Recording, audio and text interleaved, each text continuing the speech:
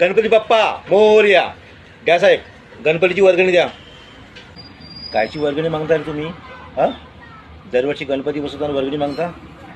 हा दादा, दरवर्षी बसतात पण दरवर्षी मागतो आम्ही. कायची गणपती बसवता तुम्ही? हां, आम्ही काय एवढी सावकार आहो का वर्गणी द्यासाठी? किती चालू भाऊ तू? किती चालू? दिवसातून तुम्ही 3 खर्रे खाता. आज एक खर्रामध्ये 40 रुपयाचा आहे, 120 रुपयाचे तुम्ही खर्रे खाता, तेव्हा तुमचं मन दुखत नाही. पण तो गणपतीसाठी 20 रुपयाची वर्गणी द्यासाठी तुमचं मन दुखत आहे. वा भाऊ वा. तू तर राहू दे रे, काही बोलू नकोस. इकडे 20-20 रुपये जमा करता आणि सायंकाळ झाली की वर्गणीच्या पैशांना मग दारू पिता. का भाऊ तुम्ही काही बोलता? तुम्हाला माहिती आहे का, आमच्या मुलांनी स्वतः सगळं डेकोरेशनच्या मुलांनी लावलं.